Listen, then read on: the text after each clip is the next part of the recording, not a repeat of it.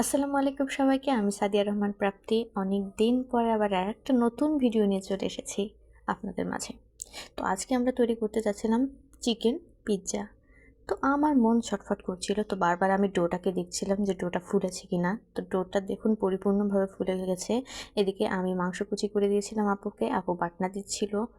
তো আমি এসেছিলাম আমার আপুর বাসায়, আর আপু স্পেশালভাবে আমার জন্যই পিৎজাটা বানাচ্ছিল, আর সাহায্য করার জন্য ছিলাম আমরা। তো এখানে আপু মাংসটাকে ভালোভাবে মেরিনেট করছিল, আর আমি দেখছিলাম।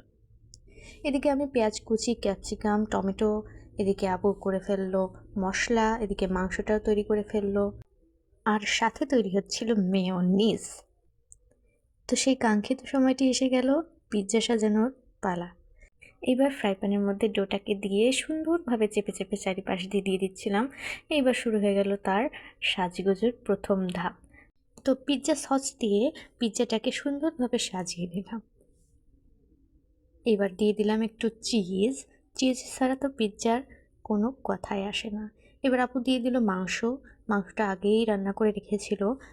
এবার পালা একটু ব্লাশার দেওয়া, মানে ক্যাপসিকাম, পেঁয়াজ, টমেটো, যে যেরকম সবজি পছন্দ করে সেরকম ডেকোরেশন করা। এবার অরিগ্যানো আর বেশি করে চিজ দিয়ে ঝটপট তৈরি করে ফেলতে হবে আমাদের পিৎজা। দেখুন তৈরি হয়ে গেছে। এবার শুধু কাটার পালা আর খাওয়ার পালা।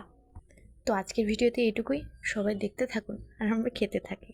আল্লাহ হাফেজ।